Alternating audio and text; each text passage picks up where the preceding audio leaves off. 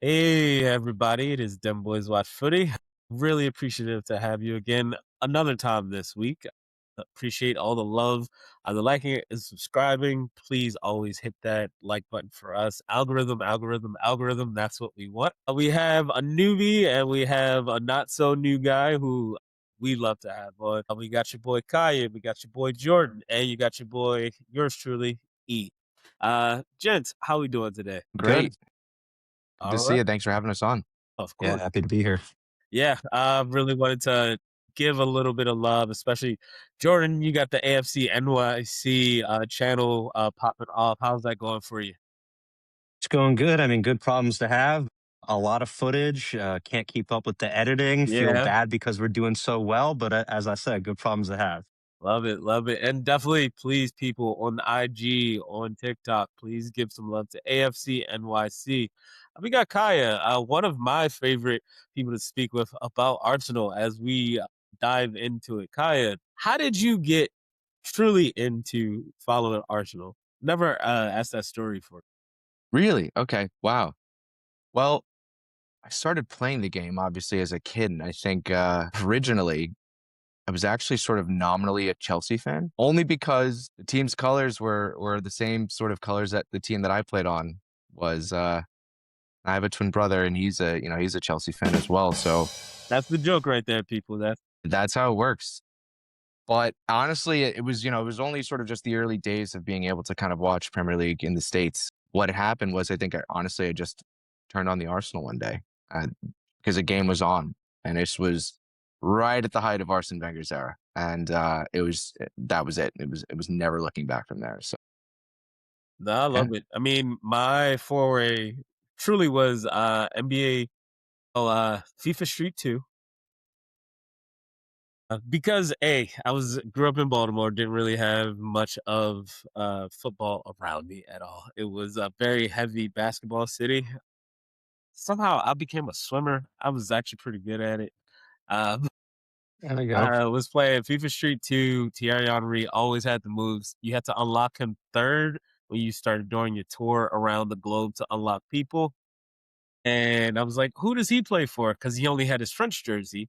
And then you quickly look over and you go to FIFA at the time, that was 2002. I was like, oh, snap. He plays for Arsenal. I started watching the World Cup and then I just followed him religiously. And that led me to watching us in the Invincible season. I've been chasing Nice. that high ever since. We all have, that's for sure. So yeah, actually seeing us win, especially all the way back then, was something, and we got it again. But today we are going to be speaking all things Arsenal. I know everybody's been clamoring for it. It's been a little while. Wazir and I usually drop some subtle hints while we try to feign a little bit of impartiality, but today we throw that out the window. Right now, first, Arsenal, we currently sit top of the league, 7 points clear. Everything is moving just right for us. And these 21 years, these 22 long years, we are going to finally win. So, gents, Jordan, I'll start with you first. Current form, where we sit at the table. Do you think we can make it the distance this year? And why? What is the number one reason as to why we make the distance? I mean, the number one reason, no, working backwards, the number one reason, if I'm being real, is hope. But I still feel like we actually can make it. I don't want that to like step on my answer. Um, like, I don't know. I think the second place 3 years in a row, obviously, there's one way to look at it where it's like a negative and we can't quite get there. Always the bride. That's what people are saying, or bridesmaid, whatever the stupid phrase is, right? Um, but I think it really does show growth. We were ahead of our timetable. And I think that the guys who are a part of that learn something new every year. And then new guys who are coming into the squad could potentially bring something new from if they had won a championship in another league, right? So I think that it really is just going to be the sum total of all the experience and the heartbreak from the last few years. We finally have the depth. We, at the moment, don't have too many injury struggles. Um, so I think just this is the year we make it over the hump. You, people say like the mentality needs to be there. which is true. But the guys, everyone has to do it for the first time once. And I think that this is the first time for a lot of these guys. And then we're going to look back on it and see that they were, ready to do it and have a great run, hopefully. Okay, love it. Kaya, Yeah, what are well you gonna said. do from there? I think Jordan says a lot of great points.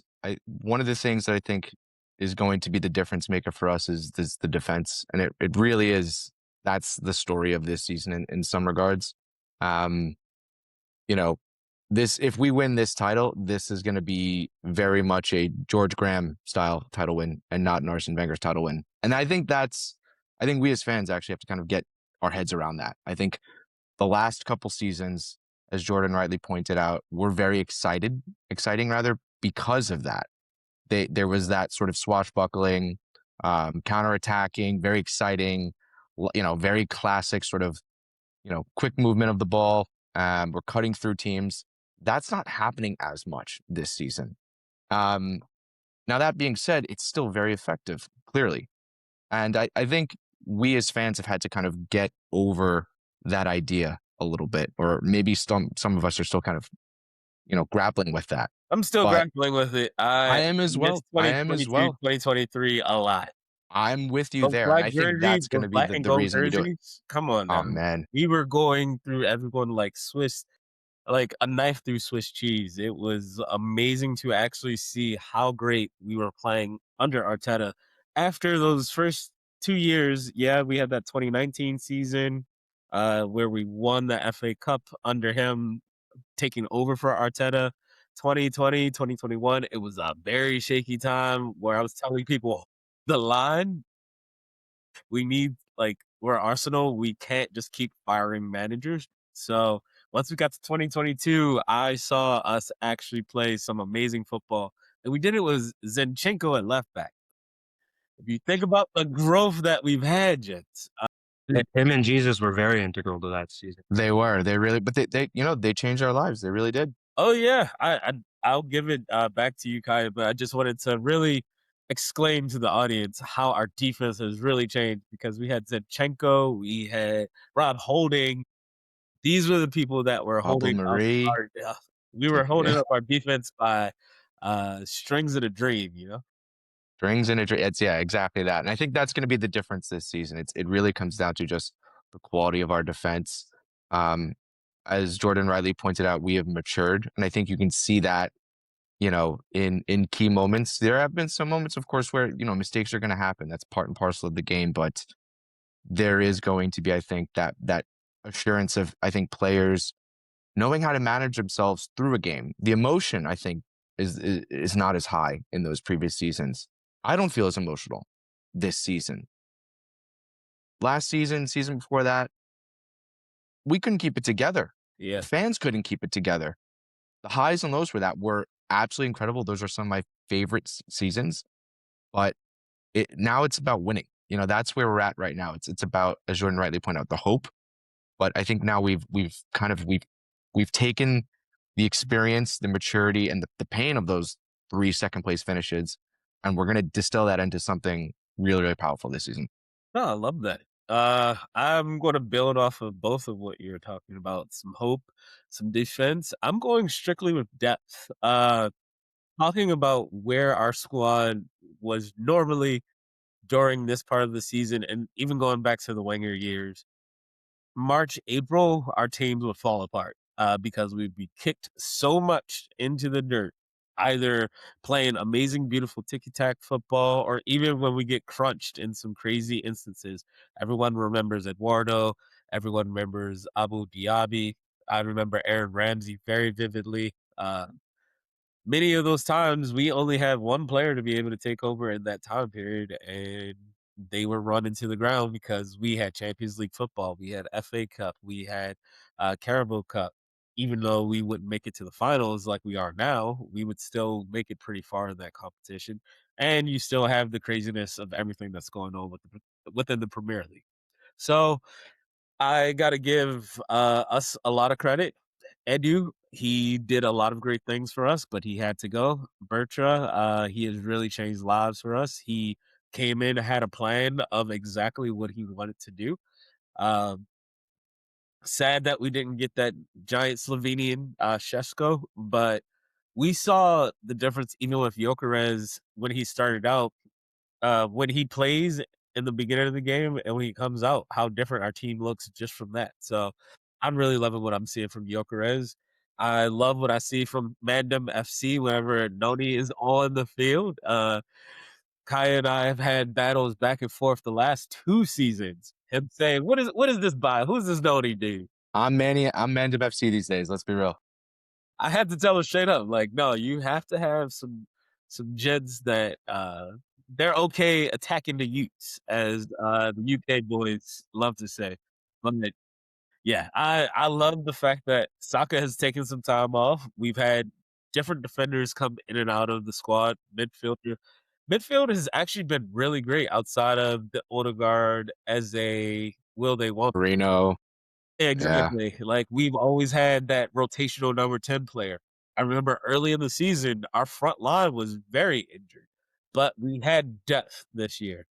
So that's what I'm attributing to how we're going to win it this season. I want to continue on this real quick, but it's so interesting from a squad building perspective where if let's be frank, if we don't win the titles that we want to win this season, really the Champions League and the Premier League, we cannot look at management and go, they didn't do the business. Yeah. It's on the players at this All of the point. players this It's year. on the players at this point, right? It's been really helpful, I think, to have those players to come in and take minutes off each other to help manage our way through different periods of the season, different competitions, the injuries that we've had as well. We don't have to run Saka into the ground. Odegaard has been nowhere this season, to be very frank. One of my favorite players, but let's be real, he's been suffering from injuries, has not been able to be as effective. I mean, you go back to that season, he was He's sorry, scoring he was one freely. of the best. I mean, between him and Martinelli scoring 15 goals apiece in the league, and I mean, he was the most influential midfielder in the league that season, Very much. certainly in that discussion. So to come from actually be in a position where we are first in the Premier League, finished first in the league phase of the Champions League, into the round of 16, into the Carabao Cup final, into the quarterfinals of the FA Cup, and you have players like Martin Odegaard who have not really been where we want them to be as part of that campaign, I would be like, there's no way this is happening. So really, really big to have the squad depth to actually go. Saka and Odegaard were probably single points of failure. And I think we saw that, especially last season, and they said, we have to address this. Yeah. And look where we are as a result of Eza and Nani and things like that. So, really, really helpful, I think, to have that. So it's like I said, it's on the players, but the squad depth has allowed us to basically raise the floor of our ceiling. We had to. The, Jordan, the, the only I wanted to ask you, when you first saw Eze's buy, did you feel it? Did you feel as though that was going to be a buy for the left wing, or did you feel as though that was going to be a buy for center attacking mid, knowing that we had Odegaard to be in, knowing that we had Havertz, who was originally supposed to be the yeah. midfielder, knowing that we had Moreno, who Arteta loves to place there, especially whenever you see a Spanish form, you're just like, Mhm. how can we not have this type of guy play like this for us during the season? But this year he did pretty well. So when you saw Eze come in, what'd you think? No, I mean, it's a good point. I was actually on the record on our good friend Nigel, Just Schooner Vibes. We did like a little fake interview podcast thing before the season, and I'm not in the business of calling anything, and I didn't even call it. I said like I seen the rumors on Twitter. I would love if Eze came under the guise of we needed help on the wing, and I'm a big Martinelli guy. Um, I always say like you cannot underestimate the power of having the fastest dude on the pitch. It's always going to lead to chaos or some motion. And he's looked great. Trossard had a little bit of renaissance at the beginning of the year. He's been struggling a bit recently, but he's played a great role. But I did think we still needed help on the left wing, and we did need just more versatility in the midfield. We were getting Partey out of here. Good riddance. That's fine. Odegaard, he needed help, even though he did have that great season that you said, Kai, a handful of years. Or a handful of years, a couple years ago, you could tell that he was, I don't know what the right word, like not quite injury prone. I don't want to say like soft because that's like hate, like No, Saka yeah, at some point used you to could get see him take some challenges and really yeah, affect him in that game. He probably should have come off in certain moments. We saw and that that the was last even injury. last year too, you could tell. So I felt like we needed help with that, just more versatility in the midfield. And yeah, I was gonna say, like, Saka at some point, he's a young guy. At some point, he got that, like, man strength pause, and he, like, stopped getting kicked off the ball. It's true, like, he was getting pushed off the wing, and that's kind of what, um, I think Odegaard needs a bit outside of just recovering from the injury. Maybe that will help him. Fortunately, it didn't do Havertz much good. I mean, he looked yoked as hell and then got injured immediately. His body wasn't used to all the extra muscle, I feel. I think they just put too MSG in his protein and Yeah, he ballooned up and his body was like, I don't know how to do this, you know? right. Yeah. But to that point, I completely agree with you both. Like, it's really tough to look at one performance so far this season and say this has really been like their season to stamp authority within the squad. Havertz in and out. He's done really well in very specific positions. Jesus finally came back after his injuries, and you're just like, oh, okay, he's been pretty good. Gyökeres, he's actually got the goal, but are they against very quality opponents? Who knows? Saka, he hasn't hit the heights of previous years. Martinelli, he was our leading scorer for a large portion of the year. He had the most goals in Champions League for us. We have an 8-8 record in the Champions League. Our first time that's ever been done. And Martinelli was a huge reason as to why. So He remembers that he's Brazilian when we play in the Champions League. it's insane because he actually looks up. He can look up and say, Yeah. oh, Well, that's because well, you know what? It's the space, right? That defenses are giving us in that competition. oh, Teams try and play us. yeah. Teams in the Premier League do not try and play us that way. It's mid block, low block, and come and break us space. Well, it's because other teams were like, well, we made it here to play. I think we can actually do it. But yeah, not everybody goes into their formation bag and tries to like counter based off of that. But sticking to different topics that we brought up in the previous section. Now, I would love to hear who's been your biggest dud on the team. And it doesn't have to be like something where it's just like they're just not living up to the standard. It could be a moment. It could be a particular match that you're just like, this really affected us. Or it could just be like a season long thing. So I'll start off with saying Zuma Mendy, I have loved everything that he's done. This man has made 3 mistakes, and they've all been very brain dead mistakes where it's like, what are we doing here? Passes back to the goalie. He hasn't been punished on all of these mistakes though. But Zubimendi, I've loved what he's done. He has transformed our midfield where he's always starting. He somehow kept Norgard only 2 competitions instead of getting any league matchups, which I think he would be good, especially for these last 8 games. But in Arteta, we have to trust this season. So yeah, I'll say Zuma maybe Zuby. just moments. His moments have been duds. No, He's had sure. blazing high moments, but some of his other moments have been duds for me. Jordan, I'll start with you on this one. I don't know. I think maybe it's a mix of uh just Odegaard not being able to be at his full strength with this squad. I think Good that job. it would just be he's probably the one between Odegaard, Marino, and Havertz just being the most injury prone. Odegaard, I guess they have all kind of been a little bit injury prone, but Odegaard I didn't necessarily expect as much this year for some reason. Moreno did calm us in a very tricky period. November, December, January. Look very different without him. We Exactly. very different. So just dealing with those injuries, that feels like the dud. But also just really quickly to the past point that we said was a great thing, which was the fact that we have depth and the fact that we actually went for it. I don't want to say that not going for it in the January window or the winter window was a dud, but with such a strong summer window, you would expect maybe some reinforcements or maybe not because it was so strong.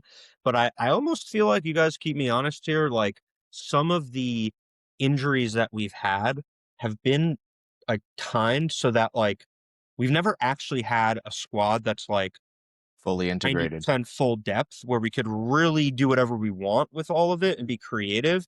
The depth has served us, but in a stopgapping way, but not in Very a much. creative way. So I wish we could be creative. That's never, you know what? Here's the thing about that, and this is you raised a very good point, Jordan, which is squads are never going to be. You're almost never going to be a situation where you have everyone fit, right? I think in terms of the January window, there was we brought in too many players, I think, in the summer to really even realistically do anything in January. Too many players are ready to try and get integrated. You just said that Norgard, I mean, was barely had any Premier League minutes this season, right? And it's only recently through some really, great sort of cup competition performances that he's actually sort of starting to feel like like a member of this squad. Yeah. And this is, this was somebody who was captain of Brentford. He's got 200 plus appearances, I believe, for them. This is an international player for his country. This is not a kid. This is, this is a Premier League proven player, and he can't get minutes. And I think that tells you, I think, how high the level is. I mean, we know this about Arteta, right? You have to be performing in every action in everything that you do. So, I don't think that we're ever realistically going to sign somebody just given the numbers that we sort of brought in January, but also just think about the outlay as well. I think this next summer is going to be very interesting there. But Who's your to dad? your, I'm sorry, Who's your who's my dad? dad? But the Odegaard thing is a really good shout. I think what the word you want to use there is disappointing that he hasn't been at that height, because we know on his day he pulls the string for this team. His dud is interesting. There's so many ways to go at this. I'm gonna do a cheeky one here. I'm gonna go Miles Lewis Skelly, and it's not his fault. I think that's on Arteta, Yeah. honestly, only because he hasn't been used very much. And I think he's been brought on in situations and we could see the drop off, but it comes down to just him having to come in very cold. And he's a young player. We cannot forget how young he is. He's 18 years old. To go from where, to the sort of the position that he was in the preseason from last year and basically establish himself as a key member of this squad, playing in some of our most England important fixtures. I mean, think about how he introduced himself. That game against Manchester City was Terrible. one of the greatest moments that we have had as a fan base, I I think, in have a a long shirt time. with him sitting like that saying "Stay humble." Precisely, right? So I think that's I'm going to be clear. I'm not calling him a dud. I think that he gets more minutes as we enter this phase of the Where season. cut it that way. But yeah.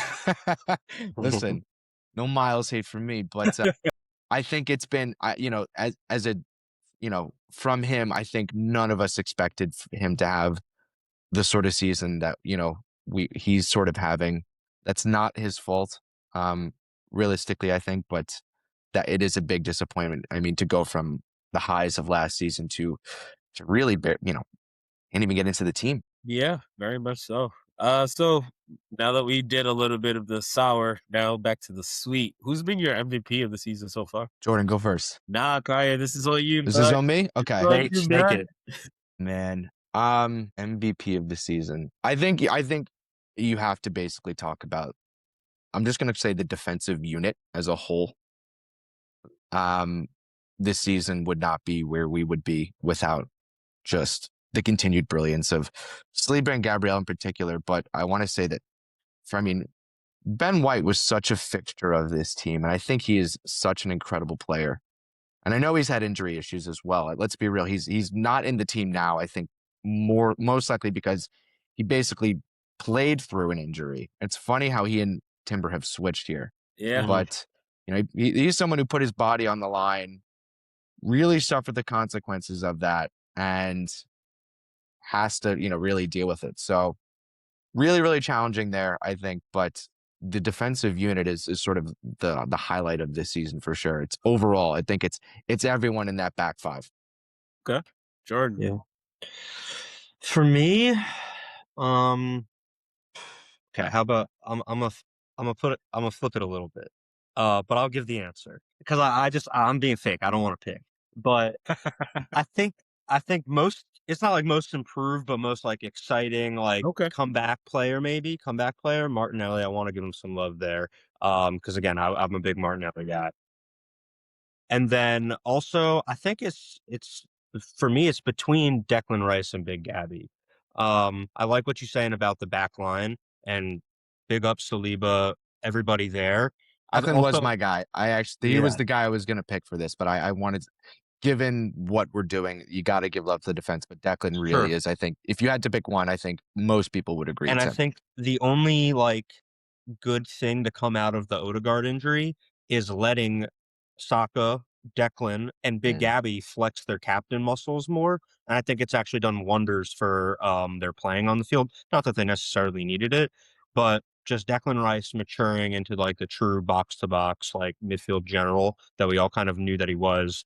Um, being like a physical kind of just English midfielder. I don't know. I feel reminiscent of those days. I mean, Vieira was one of my favorite players. He's a French guy, but back in that era, there was the great English midfielders that we didn't have. But it feels like he's cut from that cloth a bit. And I Percent. love that. And again, just big Gabby. Always been a big Gabby guy. I think I love Saliba, but he got so much hype coming out of the French league, and like people forgot that Big Gabby had been doing that with a lot of shitty players while we were bad.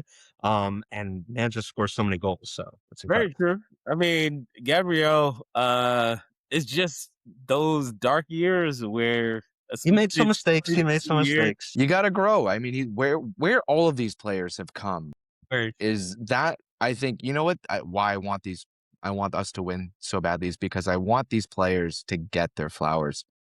Remember what Gabby was like. Remember we bought Declan Rice to basically be, and he could probably still be the world's best number 6 holding midfielder, and he's playing and it. he's become just hands down one of the best midfielders in general. And mm-hmm. Arteta has added To things his to our game, players' yeah. games.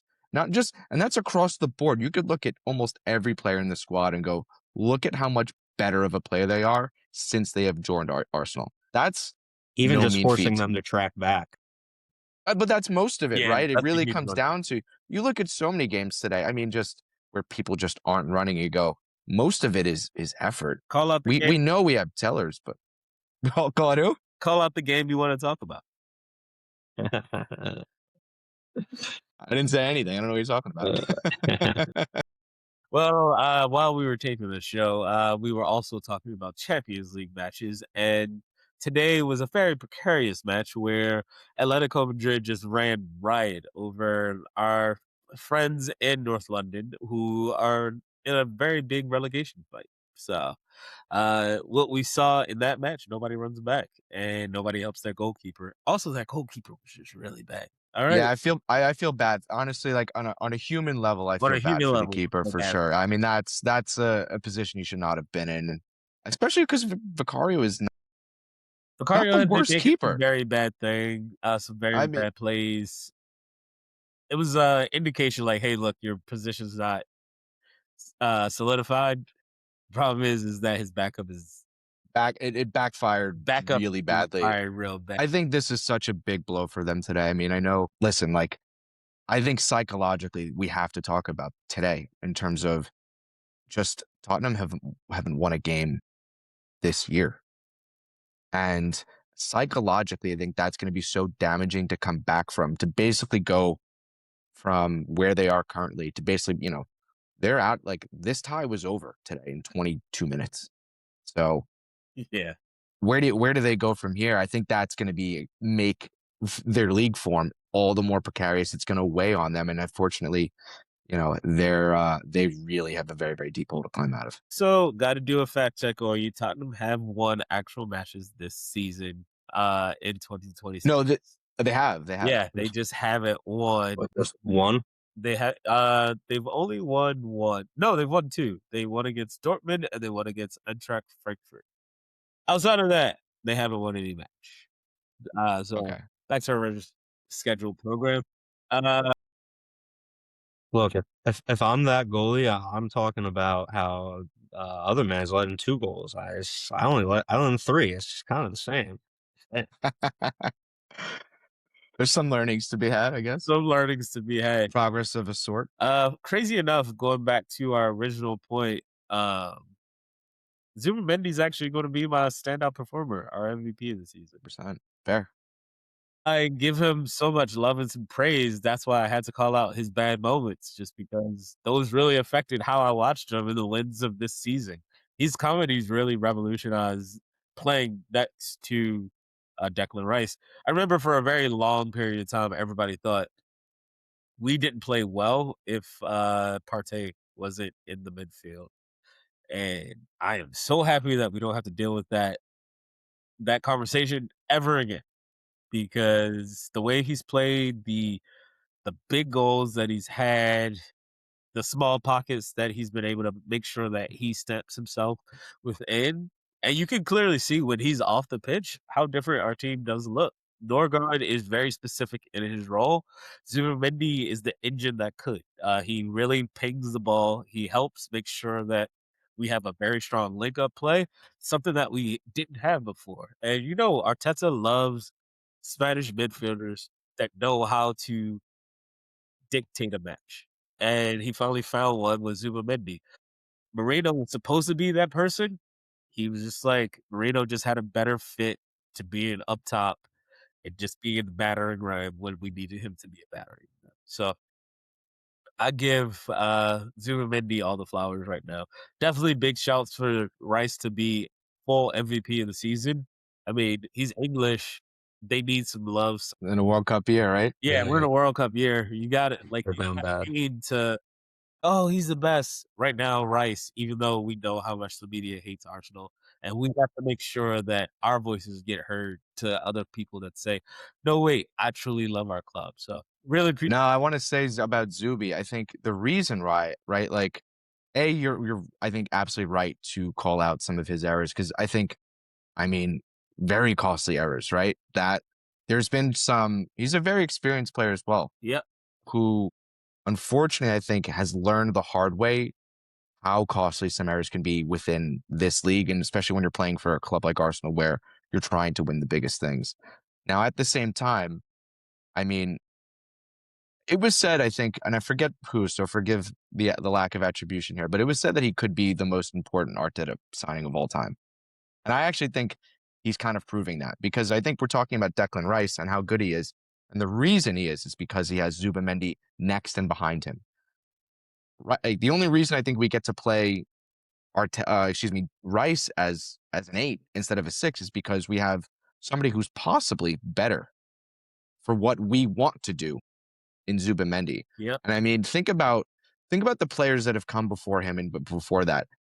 Like, talk about single point of failure on any team. Partey took him a long time to kind of learn that position. Xhaka, issues there, took him a long time to learn that position as well. Zubimendi has come in his first season in the hardest league It's a really good on the point. planet to come in and has slotted in instantly. Like, he's been here for seasons. And that is no small feat. And I think that's been the platform with which we've, I think, stabilized our team in some ways, but through the center of a team, right? Through that spine, it's been really important to see. But also, I mean, Zubimendi, again, another player who's come in with some really. Has there been a better debut goal for a player than Zubimendi's volley? I don't think so. Also, who knew he could head the ball like that as well? I mean, he's had some very, very important and very, very tasty goals, and I don't think anybody I knew didn't that we expect were him to getting have that. any. I was expecting Right, passes right. and just better midfield play. Just a Yover- metronome. No, he's Yover not just He knew. that.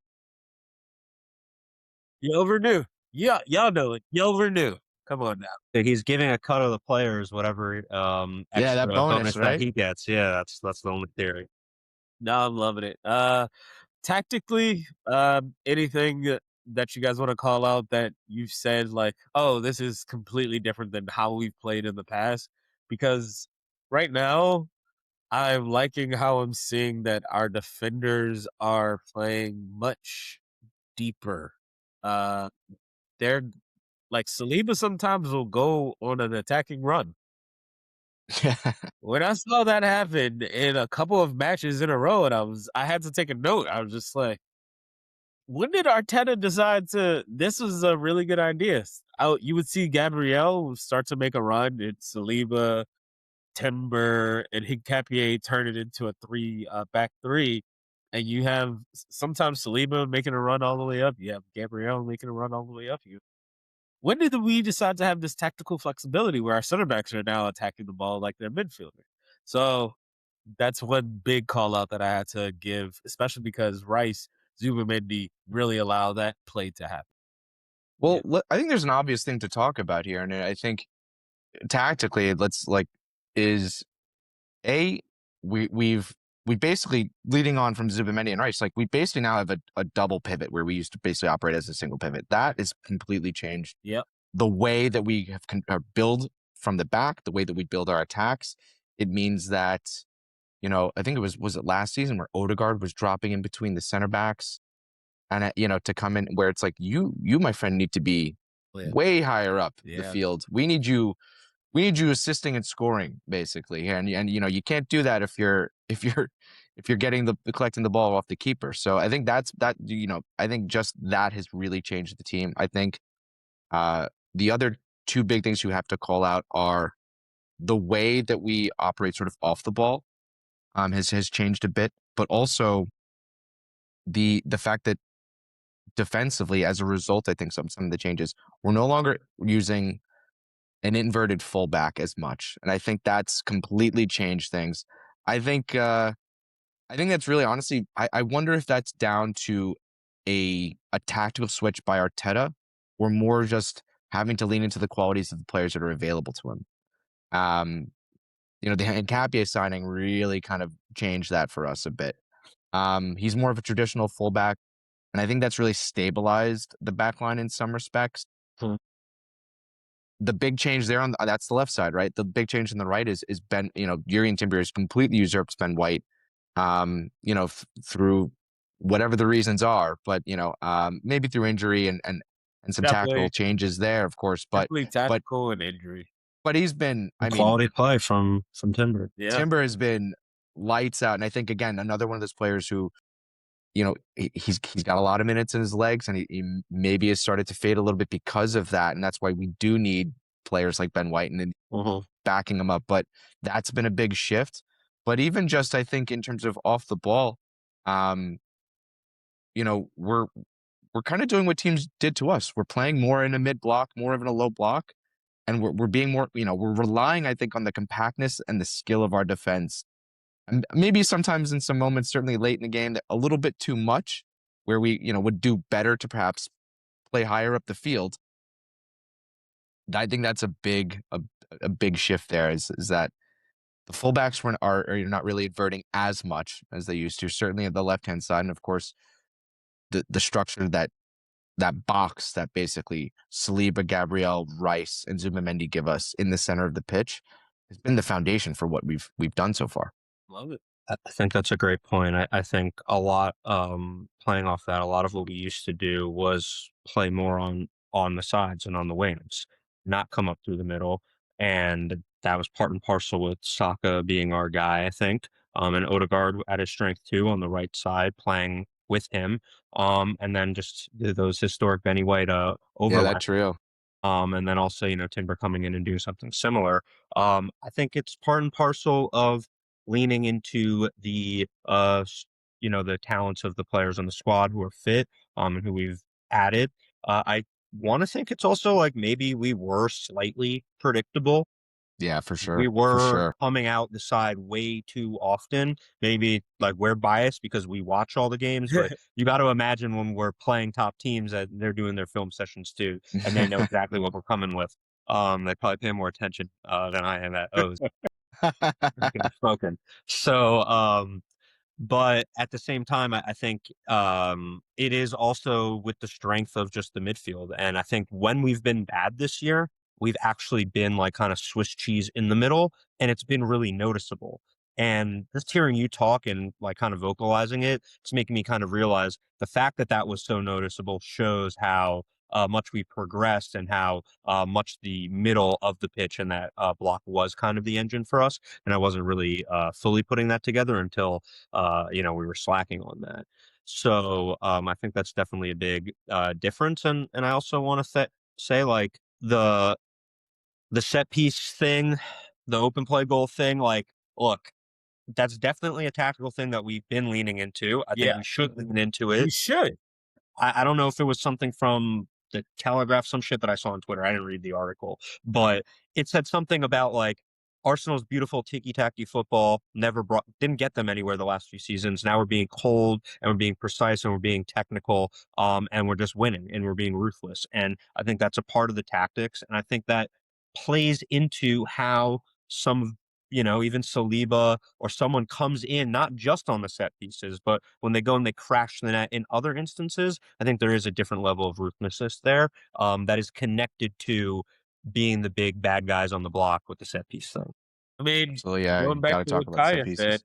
uh, we're going to the George Graham era, or even Arsene Wenger's when he first got into the league. This is what it looked like. It was a lot of 1-0s, boring Arsenal. That was us. But does anybody care that much? Like, I know, like, we all No, want to win give me beautifully. a I think, let me win. be clear. I want to win beautifully. That's Win the zenith beautifully of what. But next first, we year. got to win. Yeah, win First, we got beautifully to win. next year after we win. Exactly. Like, Exactly. Precisely. And our team's playing beautifully against us. Are they playing beautifully again, beating us or something? Like, No exactly. one, Let's be no real. one has been our better this season. We have not Manchester played a United was game. actually our worst one, but that was Zubimendi's worst. We have not played a game. We haven't played a single team this season where I go, wow, like that is a better team than us. That's not happened. Yeah. Probably lost 3 matches. The results we've lost are basically, mistakes, things like that, Clear right? fuck Of ups. course. But there hasn't been a team that I'm like, wow, like, and that's the thing. Think about that from a mentality perspective. There hasn't been a team where like, well, I'm scared of playing this team right now. There used to be a time where it was like, yeah, maybe we might sort of squeak a win here, or if we do everything just right, we might get by or might not get battered. That is those days are done. We We're routed. battering. I We mean, are I the know team who batters. yeah, we won 8-0 in Champions League, obviously, but we Yeah. routed these teams, these top clubs from other Oh countries. my God. What did we do to Atletico Madrid? It was Supposedly, 4-1 or the something, greatest right? defensive team of the last 20 years, if you ask some people. 4-1, cut apart. Yeah. No Bugaboo teams last can't play season, through us. Inter. I think the match against Inter still showed. The Inter was an interesting game for sure. Yeah, it still showed some issues where we can still be caught, but it's still a top squad, even if they did lose to Bodo. Like, but this kind of leads into like the final point that I wanted to talk to you, Jets, about. We have 12 fixtures already on the books. Possibly can get up to around 16 or 18 by end of season, depending on quarterfinals and how far we progress in Champions League. So best takeaways from the season. What do you, outside of a quadruple, what do you realistically look at and see this squad accomplishing this year? Jordan, I'll let you start this. I mean, is it like crazy to say like the realistic me being toned down is like a double? No, that's Because not. No, I think that's genuinely fair. what I think. I know, like, Yeah. Arsenal fans were delusional. That's what people say, whatever. But like, I mean, I really think the triple's on the table. Quadruple, yeah, sure, potentially too. But like, I know you said not to say it, but I genuinely think a double's on the table, and No, I think I obviously took one of it's away. going to be a top one, I Champions League or took the real. I was just like realistically, like no team has done it. It is very difficult. There's a reason, right? There's a reason. I mean, depth is. We said But it. look, Carabao is a wash now. It's just one more game. That's That's the thing. that's in the past. No more new games. Doesn't count. No, yeah, Jordan, you're 100% right there. It is. I think, given where we were last season and how close we came in the Champions League and in the league, I think every fan went into this season going, again, who's better than us? Who is generally better than us? And there's like, that PSG team. Remember, if you recall, we played them in the league phase, and they were adrift, completely different team. They made a move. Very impressive for them to have sort of matured in a several month span, mid-season, and lock in and really kind of finally get the Champions League under their belt. But I almost see that as we played a completely different team from the first game in the league phase to the semifinal. A double I think is really where I think is reasonable, and it's where we're at. We have a cup final against our big rivals now in City at the end of this month. I got to be honest with you. I think we can win that game. I think we will win that game. This is not the City team of yesteryear who are, just a machine. They're very gettable. They have a lot of flaws. They don't strike fear in me in the same way that they have in the past. And I think if yeah, honestly, the quadruple, whatever you want to call it, is not likely. I don't think anybody really believes it. But I do think people believe that a double and a triple is certainly well on, provided players can stay fit, and players can find form. If that doesn't happen, I don't think it's going to be likely. But frankly, I just want to win the Premier League this season. That is the only thing I truly, truly, truly care about. It would be incredible to win anything else, specifically the Champions League, but I recognize that there's probably just too much football on right now. I feel like if we had to let go, show of hands, guys, keep me honest. What do you think? I would let the FA Cup go if we had to. Well, yeah. Right now, we are Have to, because you're in a final. Yeah, you're in a final, so that means it's an incredibly important game. We did get a very favorable draw in the FA Cup. That's great, but we know that we're going to have to go through Premier League opposition to win that. And I think given where the fixtures for those games fall in April and things like that, really the crunch time, again, unless players really just get hot in the attack and we can keep everyone fit, I don't think we're going to have enough gas to do all of that, to be very honest with you. I'm really liking how Arteta's finally starting to manage minutes. Yes. If you My God, look absolutely. and see how things are going, look at the times where people are coming out and look at how early people are. Yes. Thank God. We have all talked about this sub in 60 multiple minutes. times. Oh, Never my used God. to see that. We all know He's been this making is it. halftime We've subs, never 55 minutes when needed. Yeah. Yeah. It was always 6 subs all at the same time. We've completely changed our mentality, but that can still come out. But with these last 12 fixtures, I think Carling Cup is a must, and I think Premier League is a must right now. I agree. I think psychologically we have to. I think, people will be disappointed about not winning the Carling Cup, the Carabao Cup, whatever you call it these days. Yeah. But we can get over that, right? I think, but at the same time, I think that really could be sort of the launch pad to really go into winning mode for this season. That's what Pep talked about in his first season. They all did it. Klopp did it. Pep did it. That's how, if you want to build a dynasty, you got to start somewhere. Yeah, you got to instill hey, this is the winning feeling. You got to keep it going somehow, some way. And that's what we want to see. But gents, really appreciate the time that you guys had today. Jordan, Kaya, really thankful. How can people find you? Find me at afc.nyc. Apologies if you follow me on the day that I decide to finally post a ton of content. Yeah, Kaya, I don't know if you're going to open up your IG to everybody, but if you don't. Yeah. I think I'm going to keep that one private, but if you want to come see me, I'm always down to talk. Come find me at O'Hanlon's, fancy free, things like that. Buy him a beer or something. Come on. Take him out to dinner. Easy now, easy. Want to thank y'all gents again. Dem Boys watch footy. Please keep giving the likes and subscribes. We really appreciate it. Love y'all. Peace out. Peace. Thanks, E. Peace.